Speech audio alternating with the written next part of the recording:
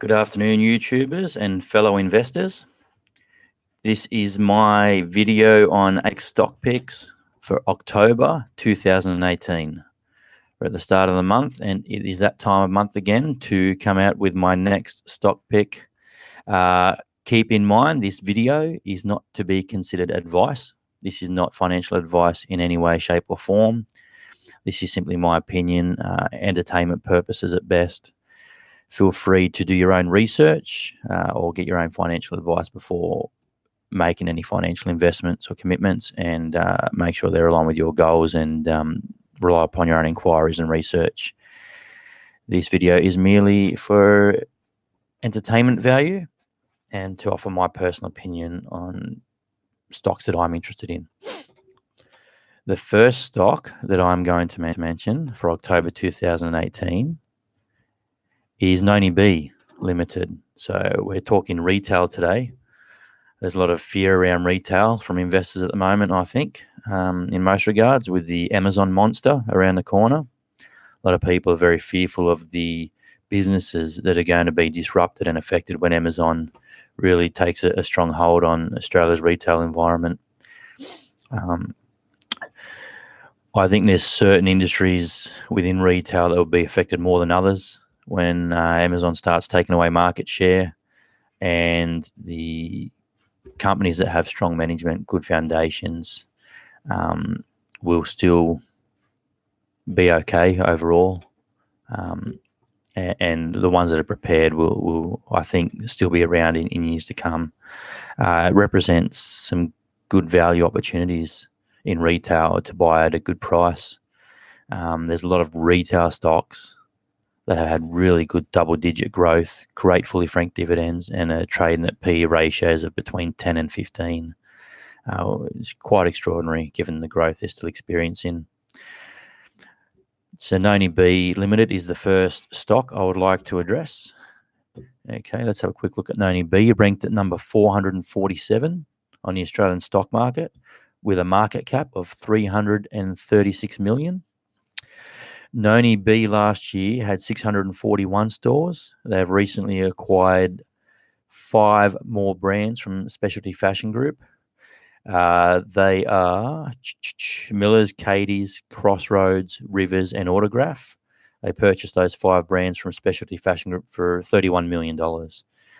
That adds another 785 stores to NBL's total network, which will bring them to 1,400 stores. NBL have basically been growing at a rapid rate and have a good online sales presence as well. Let's go through some of the figures quickly. Revenue for NBL last financial year, 372 million, up from 316 million the prior year, 17% increase in revenue. Their gross margins increased 19.5%, so their gross margins are improving. That's in dollar value.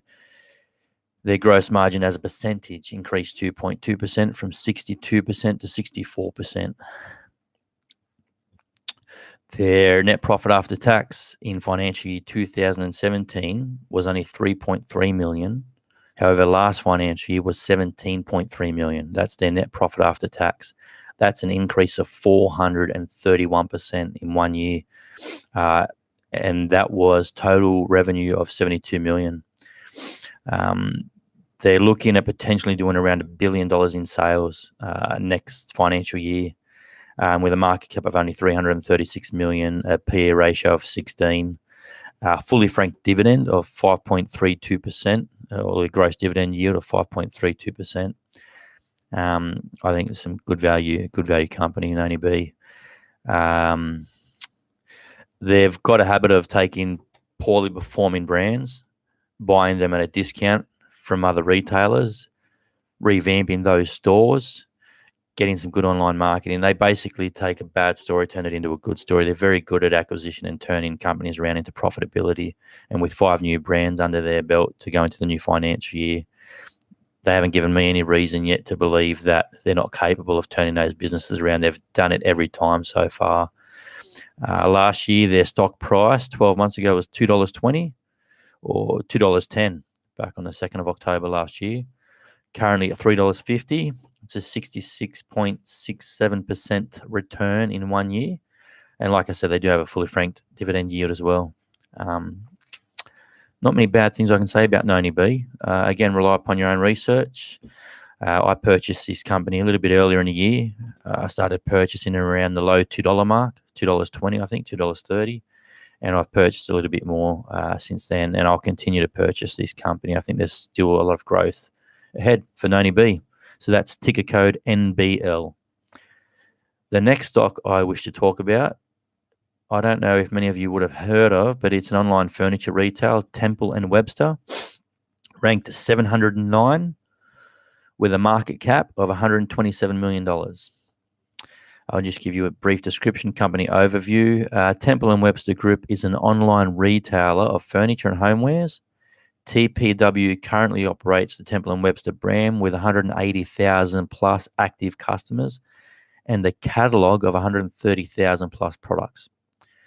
Milan Direct ceased to operate as an e-commerce site, but continuing as TPW's private label furniture brand, further strengthening the position and offering of the Temple & Webster brand. Just give you a brief oversight. So let's go back. 12 months ago, Temple & Webster was trading at 33 cents a share. Today, trading at $1.13. If we go back 6 months, they were trading at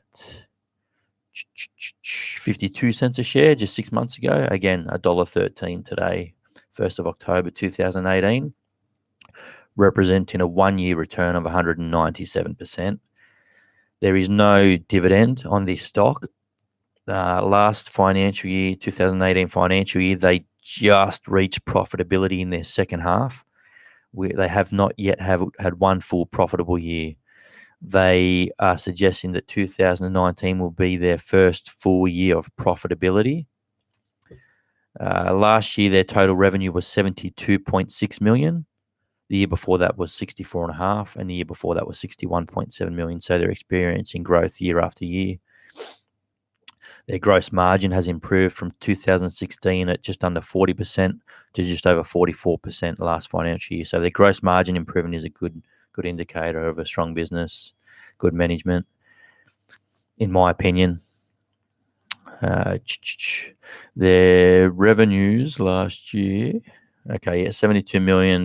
They just hit profitability, like I said, in the second half of last year of 2018, being $300,000 profit with a $600,000 loss the previous half. It represents a full year earnings improvement of 91%. Okay, so huge double-digit growth. Still a very young company, still very early days. This is a bit of a flyer. I am coming in maybe a little bit too early on this company with my pick. But look, with the small cap philosophy of growth, a small cap effect, getting in early, if you pick the right company, can be very profitable. So I'm happy to, based on their revenue growth, their gross margin growth, the fact that they've just hit profitability, their online presence, their management, they have zero debt. So for a very young company, moving into a time where interest rates are on the rise and it might have an effect on small companies that do carry a lot of debt, this company has zero debt. So they're very, very well positioned. I like them. Their ticker code is TPW. Have a look at their last year annual report. Do a bit of research on Temple & Webster. I like Temple & Webster and 90B Limited, and I'm a buyer. Let me know what you think. Feel free to comment below. I hope you like the video. Thank you again for anyone who is watching and paying attention. Sorry if I'm swiveling on my chair too much. I noticed some people have sort of said, sit still, stop fidgeting. So anyway, enjoy your investing in October. I think there's still a lot of opportunities on the stock market. A lot of analysts are saying, I've seen a lot of analysts suggesting that portfolios should start looking at being more defensive and focus on dividends and that sort of thing. I think if you're in the market for a long period of time, and you do your homework and pick a good company, a good stock, and you think there's a lot of runway in front of it, good growth in front of it. I mean, I'm not a day trader. Any of these stocks I pick, I'm picking to set up for the next few years at least. I see at least a few years of good growth in front of them, unless something major comes along to affect that company. So these aren't stocks that, they might drop in price next week, next month, tomorrow, and then rebound 3 months, 6 months, 12 months time. But I believe fundamentally the companies are strong, the companies that I pick. So these aren't get-rich-quick companies. I'm not too worried if the share price drops tomorrow. I'm picking companies that are experiencing from really good growth, and I believe are going to do well over the next sort of 3, 4, 5 years as a minimum. So keep that in mind. If I mention a stock today and it's $3 and tomorrow it drops to $2.50, or next week it drops to $2.50, I personally wouldn't panic and sell. These are companies that are fundamentally strong, and you have to look at the drivers behind the volatility in the price drops and price growth. I think this video has gone on just about long enough. I hope you enjoyed watching.